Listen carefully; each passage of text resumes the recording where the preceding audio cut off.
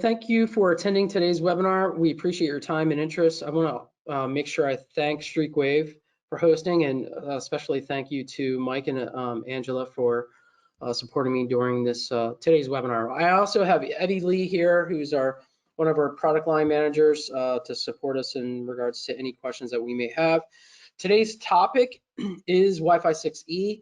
Specifically the ECW336. You're probably going to hear that part number a multiple of times, but let's begin. So some of the topics that I will be talking about are the benefits of Wi-Fi 6E. If you were on our last StreakWave webinar, we talked about Wi-Fi 6E in a little more in depth and the benefits. I'll just be covering the benefits, and then we'll go into the EnGenius solution. And then we'll open it up for our Q&A, and then as Angela has mentioned, we will have a raffle at the end of this webinar. So let's begin with the benefits of Wi-Fi 6E. So Wi-Fi 6E will definitely offer greater capacities. Wi-Fi 6E puts us into the 6 gigahertz spectrum. It's more than double 2.4 and 5 gigahertz spectrums combined. It actually gives us 7 brand new 160 megahertz wide channels, and we'll talk a little bit more about that on the next slide.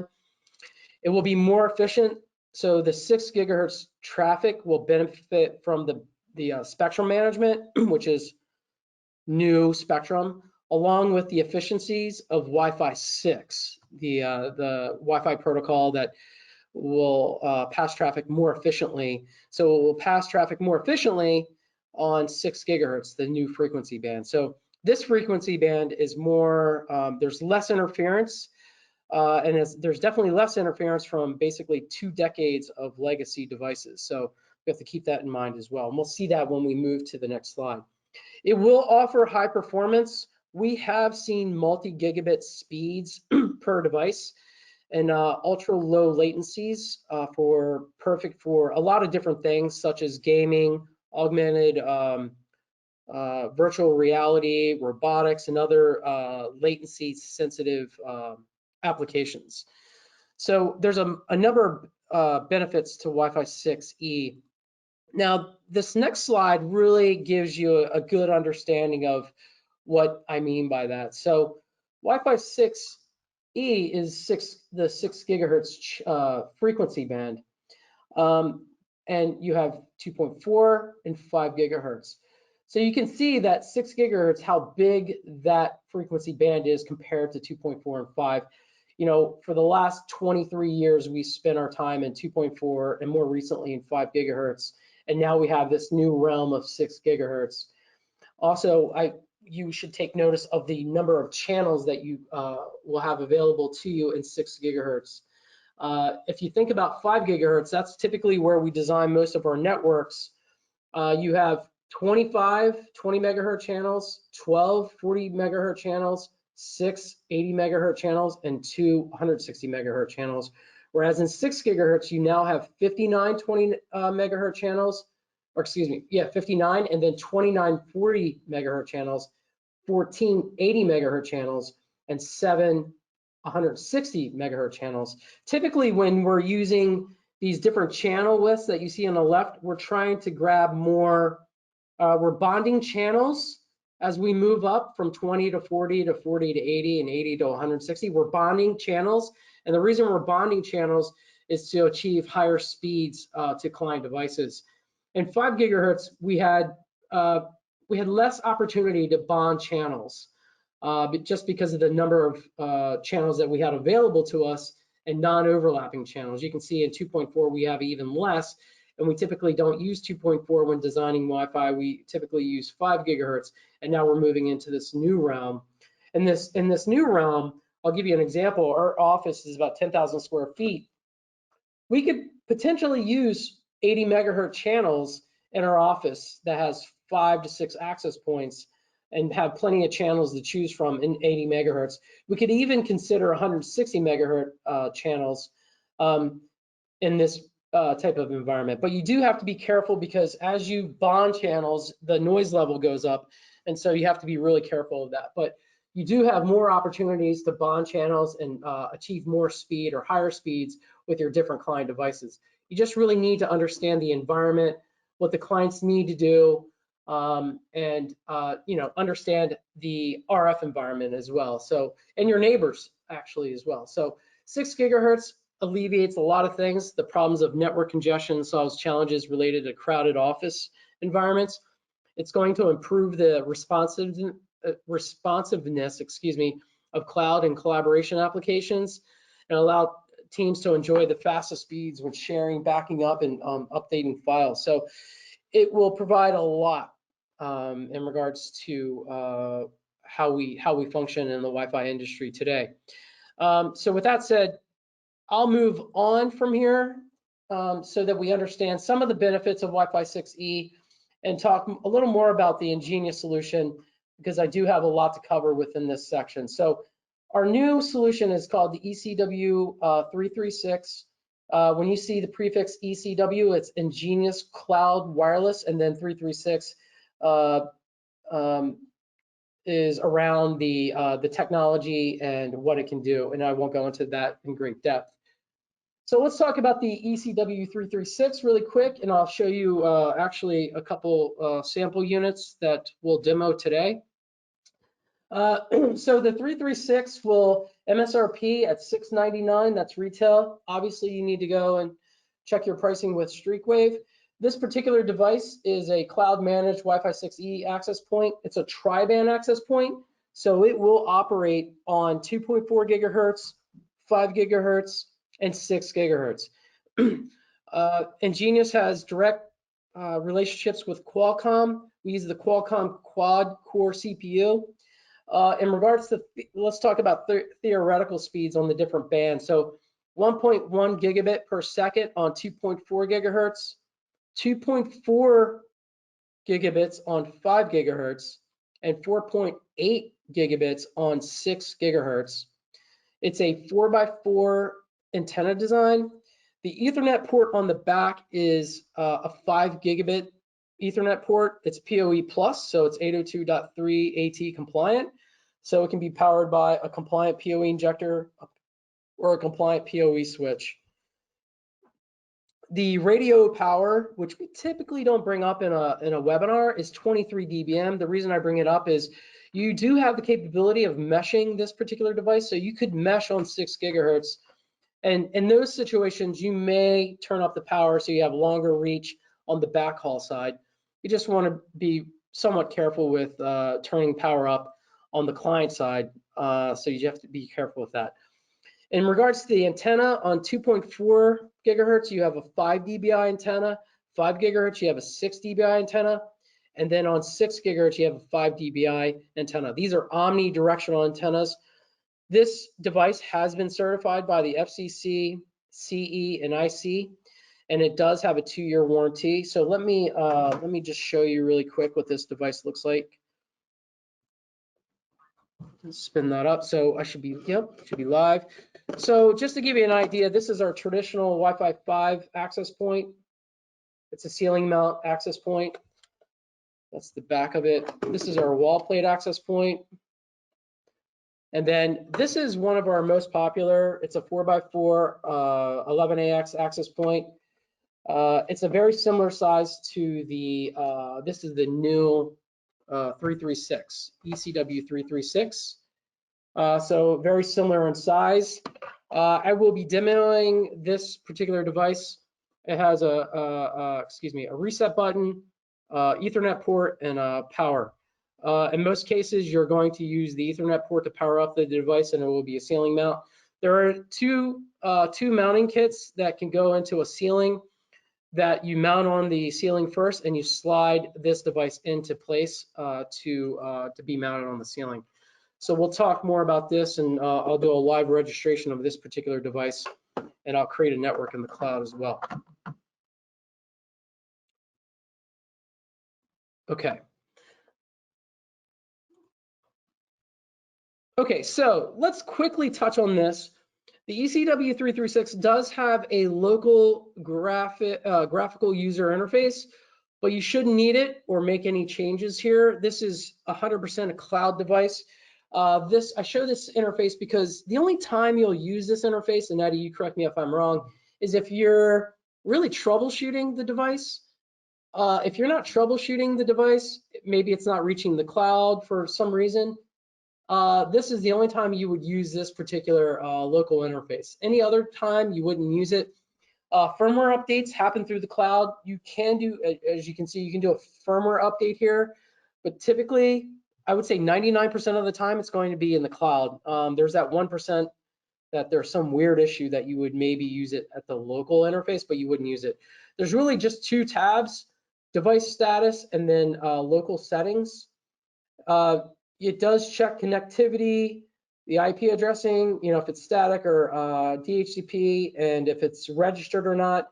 So there's some information that you can find here, and that's the only reason you would come to this particular page. Other than this, you do not use it, and we'll talk a little more about that. So, as I mentioned, the ECW336 is a cloud-managed access point. Everything can be done by the cloud GUI or through a mobile device, and I hope to demo the mobile device as I register this particular access point that I was just showing you. The EnGenius management system allows you to drill down to a specific access point. So you can start at a very high level, look at your network, and just to make sure everything is okay. And this allows you to, it really simplifies the process of configuring, managing, and monitoring and troubleshooting your networks, your devices, your client devices. And you can easily click in and start to drill down into specifics. So if I click on the access point area, it will give me a list of access points, and then I can even click down deeper. So when I click on this last, if I click access points, it will bring up a list of access points. I can then drill down into specific access points and then get even more granular information of the particular device or the client devices that are connected to the access point. What you're looking at right now is dark mode within our interface. When you click into the deeper level, what our objective is to minimize truck rolls and provide you as much information remotely as possible. So within our cloud system in the ECW336 access point, you can actually check CPU usage, memory usage, throughput by band. You can look at channel utilization by band. You can look at channel utilization by band, by channel, and by width. So you can see CPU usage, memory, here's our throughput. I can change these from 5 gigahertz to 2.4 to 6 if I want to. Channel utilization, I can do the same thing. I can look at all channel utilization and actually get a look at the different channel widths and to see what is a good channel to maybe change this access point to and to what width. It will tell me what is the Wi-Fi usage in a particular area. So you can imagine I have now drilled down to an access point that's located in a specific area, and I'm looking at the radio frequency and seeing what's clean and what's not clean. So cloud really allows you to really drill down to some granular things. In fact, you can even do device connectivity testing, such as a speed test. You can run a speed test from the access point out to a cloud, or excuse me, out to a server to check your internet speed. You can actually do pings. We give you default pings to Google, Facebook, and Twitter, but you can also add in more pings. You can ping inward to the client. You can actually ping outward to a gateway, for example. You can also do trace routes. You can trace route to multiple sites. I think we do by default Google up to 8 hops. It will tell you where, if there's latency, where it is, and maybe it identifies an issue and you can make adjustments from there. And if you even look at live clients, it will give you what their connectivity is based off of RSSI and SNR. So it does give you the capability of looking at clients that are connected to the actual network. So a lot of tools have been added to the system, to the cloud system. So again, you can start at a very high level, look at a network or an organization, drill down to a network, drill down to an access point, for example, the ECW336, and then to more granular things to do some troubleshooting to minimize any truck rolls that you may have. So that's really the objective, is to try to provide as many tools as possible so you're not rolling a truck and spending that money for a truck roll. And specifically in the access point side, there's three major areas that you would typically look at for AP cloud configurations. When you create a network, you can actually program or configure up to 8 SSIDs. You create your SSIDs, you can then configure your radios. These first two configurations are group settings. So I'm configuring SSIDs, configuring radio settings, and any access point that I associate to the network will take on these configurations that I put here. So these are basically group configurations. If I move to my right here, you can actually have group configurations, but you can also have individual configurations, and then I can fine tune specific access points. So for example, if I have an access point, I want to change the transmit power. If I want to maybe only broadcast one SSID versus like 5 SSIDs, I can choose to do that. And what we call is the AP detail page of the particular device. And we'll talk about that as I go through the demo. So let's do a cloud demo really quick to give you an idea of hopefully the simplicity of cloud. So I'm gonna escape out of this solution. And so let me just refresh for you. So I'm logging into my account. And the first thing I'm going to do, if you're new to the cloud, you're going to create an organization. We have an organization called EnGenius Technologies. I won't go into great depth in that. EnGenius Technologies, and then you can have multiple networks or sub-networks within the, it helps you organize your workload, your organizations, and your networks. For every one of your customers, they'll be on an organization. So what I'm going to do today is create a network. I'm going to call it StreakWave. I think I already, oh no, I won't do it. And I am going to do default configurations. You can copy network configurations, but I'm going to do default. It already knows my time zone. I'm going to use a very secret password. Create. And so you see that my network is shown up here. So I've created a network. If I go into the network now, there's no devices in this network. So what I want to do is I want to add a new ECW336 into this network. But first, what I want to do is go to what we call as configure, go to SSIDs. We actually create a default SSID. I will also call this one StreakWave. Oh. The typing is terrible. StreakWave. There's some high-level configurations. I won't go into granular. With Wi-Fi 6E, what you want to do is be on a WPA3 setup. I will use personal. I'll use that super secure password again. I will apply. Oh, there we go. I will apply. So that configuration is applied. It should, the broadcast name is StreakWave. And I can set bandwidth limits. I can do captive portal, splash page, schedule, access points. So what I've done is I created this SSID called StreakWave. It will broadcast on 2.45 and now 6 gigahertz. Because I'm using a Wi-Fi 6E, it will broadcast on all 3 bands. And it tells you that I have WPA3 set up. It's not hidden. It's enabled. There's no captive portal. It's going to, if it was enabled, it would use this splash page. There's no bandwidth limits. There's no VLAN set up. There's no scheduling of Wi-Fi, and there's no application analysis, or the application analysis is enabled. I can create up to 8 SSIDs. So every access point I assign to this organization and to this network specifically will take on this SSID configuration. Hopefully that makes sense. The next thing I'm going to do is go, I was in SSID, now I'm going to go to radio settings, and we'll talk about this really quickly. Under radio configurations, I can have configurations for indoor and outdoor.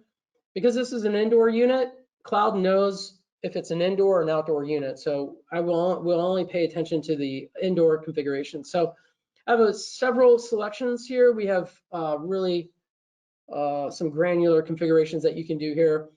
By default, you're set to auto channel.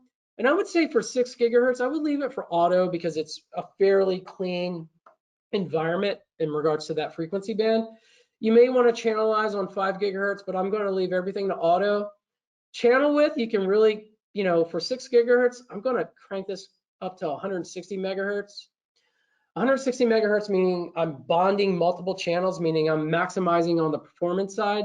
Just know when you bond channels, you do create more noise, background noise. So the noise floor in 6 gigahertz is automatically adjusted. But just know that there's noise level here when you bond channels. I will keep the target transmit power to 17 dBm for now. And then minimum bit rate, I will keep. You could probably crank this up, but I'm going to leave it as default as well. You can modify that. Client limit, I would leave alone. I'm not just discarding anything because there's nothing on 6 gigahertz I'm really worried about. I'm not going to disable. I will disable 11AX for 2.4. We've learned over time that not all 2.4 gigahertz devices can handle 11AX. I will leave DCS alone. Client balancing, I'm going to disable for this scenario. No meshing. You can mesh on 6 gigahertz. That's one of the important things with 6 gigahertz. There's two things that you need to look at in regards to 6 gigahertz. The adoption rate of 6 gigahertz is definitely climbing. We can see it on the client inside.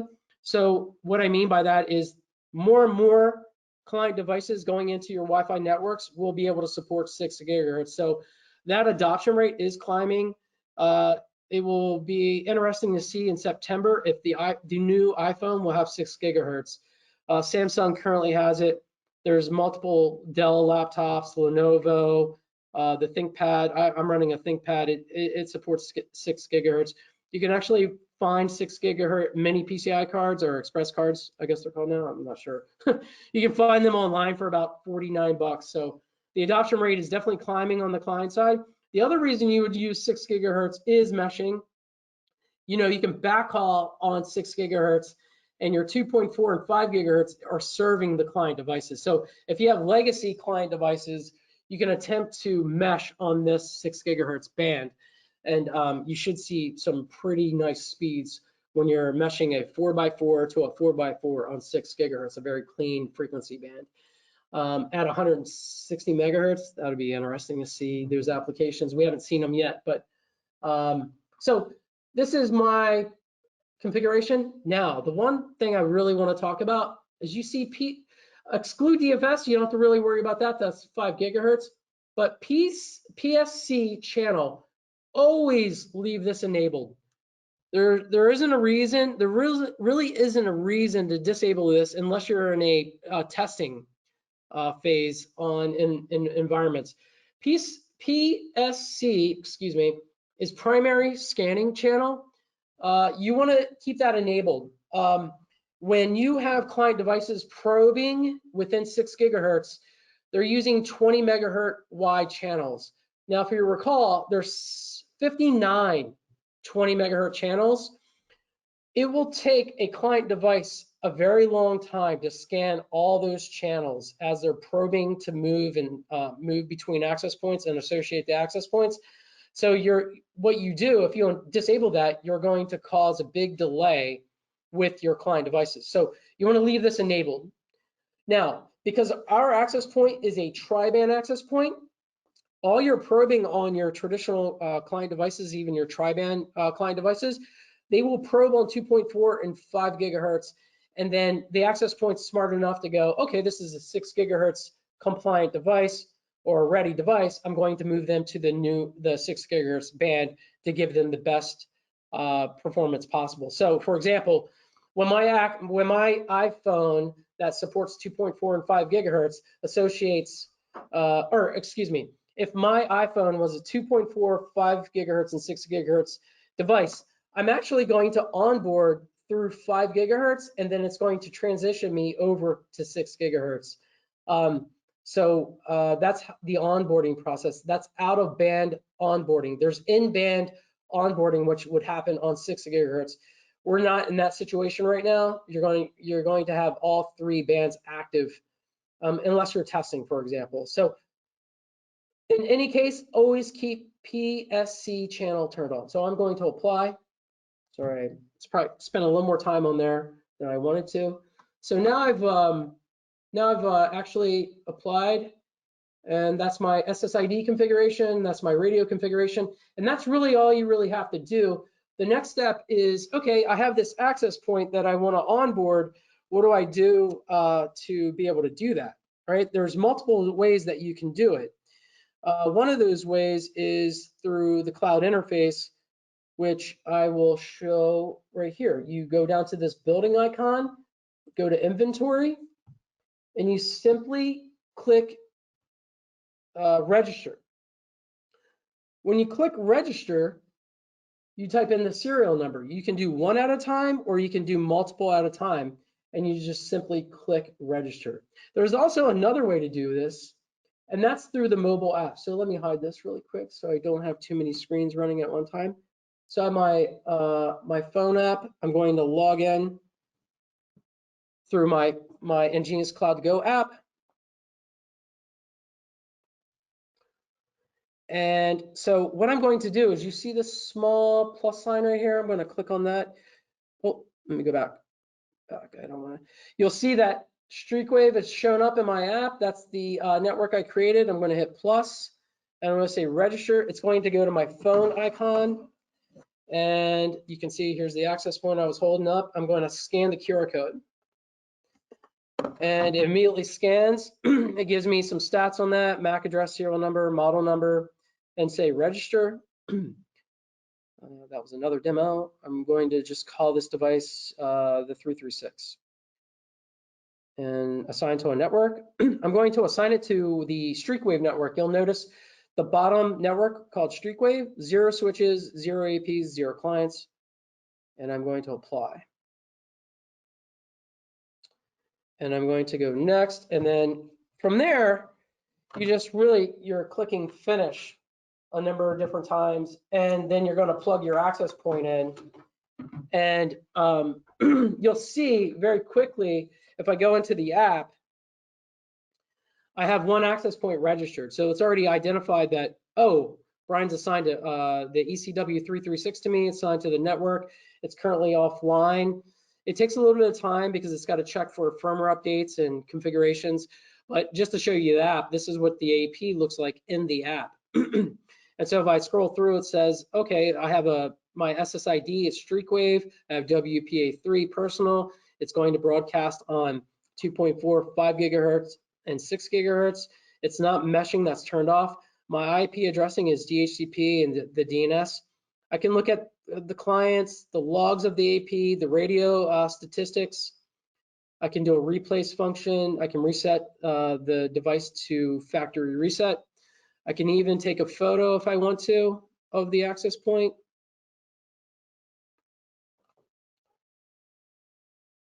And then save. That's a terrible picture, but just adding that picture really quick.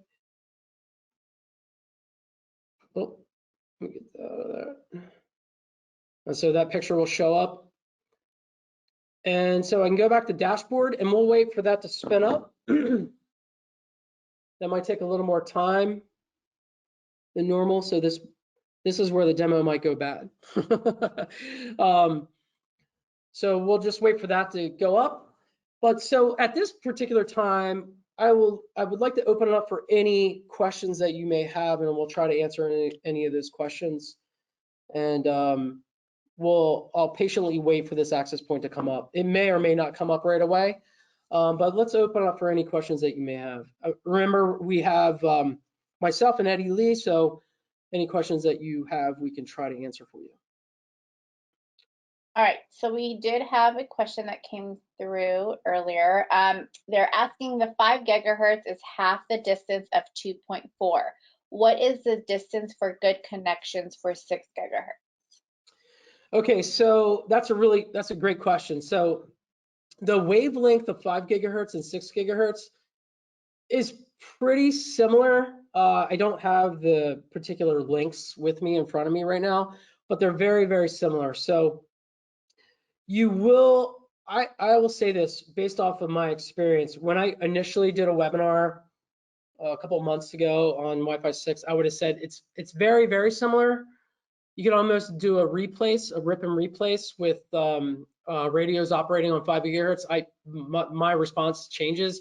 I would say that you need to be a little bit closer to the access point. The results will be similar, but I would say that you would need maybe 10 or 15% more, Eddie. What do you think? Similar, yeah, 15. Of access points if they're operating on 6 gigahertz. If you want everybody to connect through 6 gigahertz, you're going to want them closer together. I notice when I'm connecting at a particular distance that my 6 gigahertz client device will connect through 5, swing to 6, and I'm operating on 6 gigahertz. But if I'm at the very edge of it, it will put me back on 5 gigahertz. So at the distances, you probably want to be on 5 gigahertz. The performance will be better. But yeah, you're going to want to, the distances will be somewhat similar, but maybe like 10 to 15% difference. 15% less, 15% less, yeah, somewhere around there. Hopefully that answers that question. Great. The next question here is, what is the range of the 6 gigahertz for 160 channel? Range, I really couldn't tell you. In our testing, clear line of sight, we were at 90 feet. No obstacles. It was 90 feet, right? Yeah. 90 with 90, the test? 90 feet. Yeah, 90 feet. And we are seeing 1.4 gigabits per second on one client device. That client device was a laptop running the AX210 card in the laptop at clear line of sight. Through walls, 2 walls about 50 feet, somewhere around there. And that was all on 160 megahertz. Now, I don't know what the changes would be at 80, at 40, and at 20. I'm sure there would be some change there. I just don't know what the percentages of changes would be. Yeah. Something I want to add is, it depends the output power, right? Brian talked about the transmit power, 23 dBm, but by default, Brian recommends 17 dBm. But if we maximize the power, you can get better range, and also the antenna, again, you have to consider and the total EIRP, right? But at the end of the day, the client, the limitation is on the client side, right?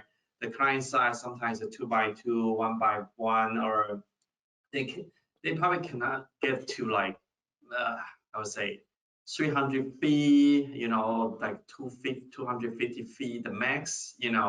AP can transmit a longer distance, but the client just cannot talk back to the access point. That kind of thing you have to also take into consideration. It's not just the range for 6 gigahertz. It's many factors. You need to depend on. Yep. Okay. How many devices can it support? Up to 1,000 concurrent, probably over 1,000 now concurrent because it's a tri-band device. So I would say 1,000 concurrent. I feel safe with that number. Okay. And have you tested any radio to radio? In regards to meshing, yeah, we have tested in a lab scenario. We've seen up to multi-gig on the backhaul side of things. Now, keep in mind that's a 4x4 antenna to another 4x4 antenna. So in a meshing setup, we've seen over 2 gigabit per second in our testing, and that's in a lab. That's not a real. That's not a in the live, I guess I should say. These devices will become available next week. We'll be shipping next week. So the more and more we get them out into the wild, we'd like to say, we'll see more and more. We already have customers that are ready to install these devices. But yeah, as we do more and more testing, we'll post more information about the testing results. Great. One more question here. Is there seamless roaming of clients in a large enterprise environment? Oh yeah, yes, there is definitely. The way we roam and within our networks are typically with good design on the radio side, the transmit power. You want to design for that, obviously, channelization, and the SSID configuration and the security configuration. We let the client devices decide the roaming. There's some things that we can do on our side to fine tune, like RSSI, the bandwidth limit on connecting to the access point. So there's things that we can do within our access points that can help the roaming happen faster, basically. But yeah, you can roam within our devices, no problem. Great. What is the cost for the cloud? The EnGenius Cloud is a license-free solution. There are advanced features when you get into larger networks where you have hundreds of access points, thousands of client devices, that you would need more advanced features. And that goes into our Pro series. So we have what we call as Basic, which Basic is really not that basic. You get a lot of features with Basic. That's a license-free model. And then we have Pro. Pro is an extension of Basic. All Pro is doing is adding in these advanced features like, for example, client timeline, real-time client activity, AirGuard, which is our wireless security system, MyPSK. There's a cloud radius built inside. There's LDAP services. There's Google LDAP services. Soon there will be Azure LDAP services, along with broadcast management, VLAN pulling. There's a multiple things, dynamic VLAN tagging. So there's a lot of things that are in the Pro side, and that's a license side, and that's $50 per device per year. And that's MSRP pricing. Obviously, you want to go to your StreakWave representative and get your pricing from StreakWave. I would like to say that every device comes with 1 year free of Pro license, and you have the ability to go from Basic to Pro and Pro to Basic without any harm or any changes within your network. When you do that, you want to make sure that it's a testing network, but it's very easy. You just simply go to Organization, since I'm sharing my screen right now, and it's a matter of going from Pro to Basic, just clicking it. You get a warning message. When you're testing, it's not a problem. If you're using a Pro feature, it depends on the Pro feature, but you can switch in and out of Pro very easily.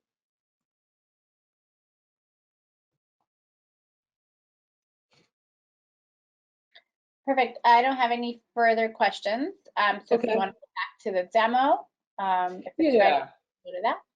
Yeah, so that the AP came up pretty quickly, faster than I thought. I just let the questions go by. So we're in EnGenius StreakWave. We have one access point. It's active. It's online. If I just click on the access point, it's telling me it's the ECW336. This is the name I provided. Here's the serial number, the MAC address, the model number. It's broadcasting on these particular channels in these frequency bands, 2.4, 5, and 6 gigahertz, my IP addressing. If I scroll over, I have a couple options here. I can dive into the details of the access point.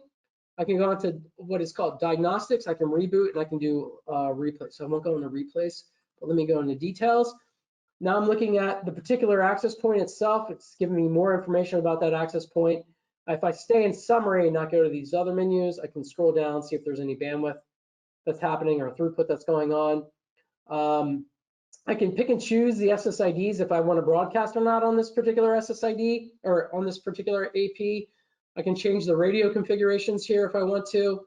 Basically, I can unlock it from the group settings and then make fine-tuning, fine-tune the radio settings.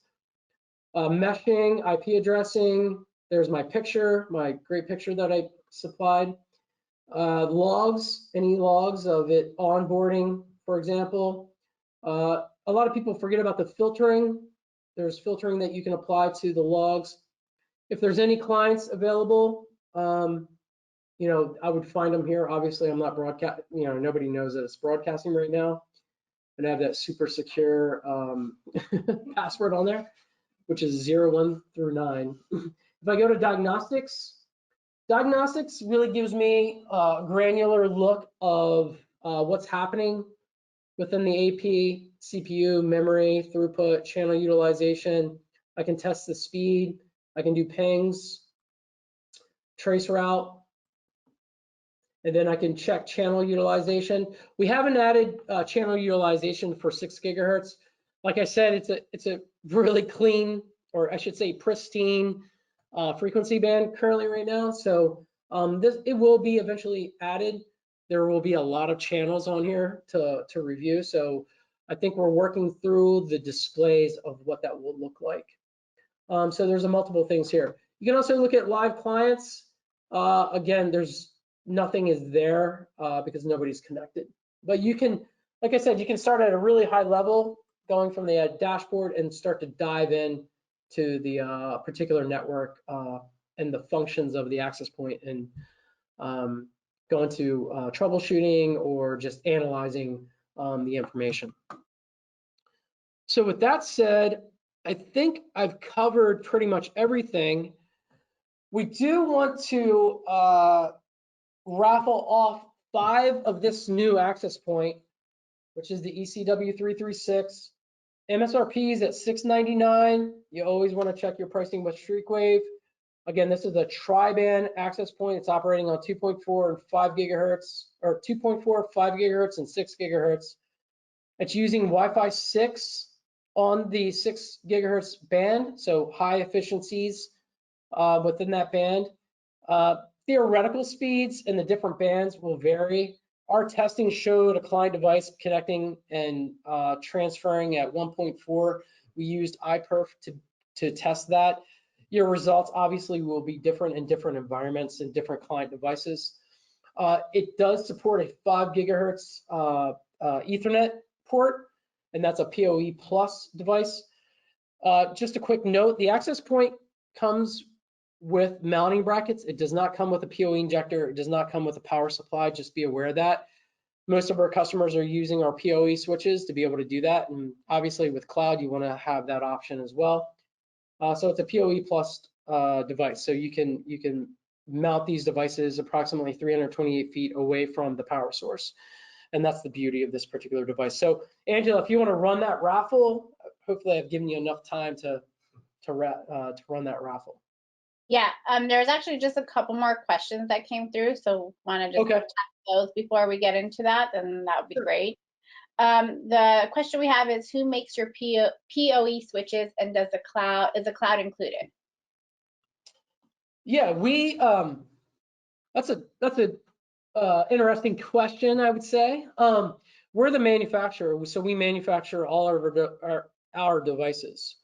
We've been manufacturing, I don't know, 30, almost 40 years now. We've been manufacturing, we've been a brand since 1999. That's when we started. We've been in the same building for 23 years. So we're manufacturing all of our devices. We own our own manufacturing facilities. All that manufacturing happens in Taiwan. So we are TAA compliant. So if you're working in government situations, we are TAA compliant. So we do fall within that window. So that's a huge bonus. So we manufacture all those devices. The beauty of that is, yes, you can cloud manage the switches. I will go into a live environment. This is our particular network. These are our switches and our access points. I'll go into the switches since you asked. I love talking about this stuff. You know, you have a virtual switch rack. It gives you the activity, what's happening on each of the switches. We have, you know, different switch capacities that are on here right now. You know, if we have VLANs configured, you can look at that information. It's almost like the access points. You can dive in deeper and look at the details of a particular switch, and you can configure those switches by looking at summary, system configs, ports, VLANs, mirroring, PoE scheduling. You can PoE reset ports if you want, link aggregation, look at the logs. You can dive in deeper into the diagnostic side. You can look at port activities. If I run my mouse over a particular port, it will give me stats on that. I can do pings. I'm looking at CPU, memory. I can do cable tests. I can do trace route. I can look at the ARP tables. I can look at what we call as client lists. It's really the MAC tables. I can do packet capturing as well. So there's a lot I can do within the switches as well. I can see CRC errors if it showed up here, would indicate that. But yeah, so we're doing a lot with the cloud switches, and we do manufacture our own switches. So I turned that question into an opportunity to show off our switches. So Perfect. Last question here. Can you restart just one of the APs from the cloud, or does it all need to be restarted? No, you can individually restart a switch as well as access points. So if I just go to, these are called action buttons. If I hit those little drop down, these are typically hidden, but you can make those operational. You can restart it from a reboot. If you have our switch, you can power recycle it through the PoE, remove the PoE support. I can do it from the app. I can do a lot from the app. I can do it from the app as well. So it just, pick your, depending on where you're at, you can, you pick your method basically. But yes, you can do that. Perfect. Okay, I guess those are all the questions. Hopefully we answered all of those. So I am leaving my email address on the chat box or the question box. So if your name gets called, please send me an email with your shipping address so we can go ahead and ship your prize to you. So, all right, let's start off with our first winner here.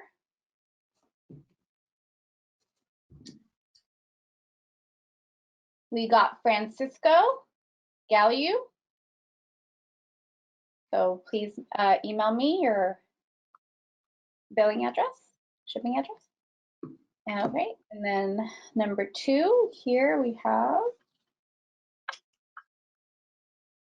Chuck Smith. Congratulations, by the way, to both of you so far. And then number 3 here, we have Mike Peace. Congratulations. All right, 2 more.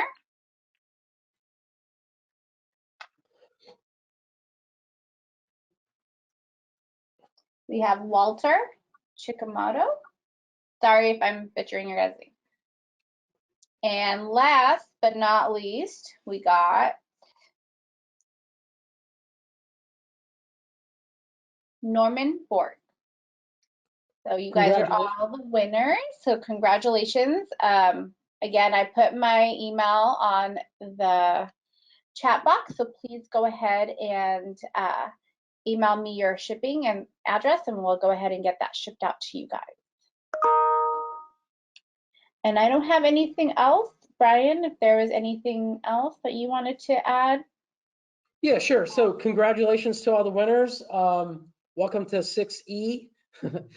You'll see that ship out here in the next week and a half, I would say. It'll ship directly from us.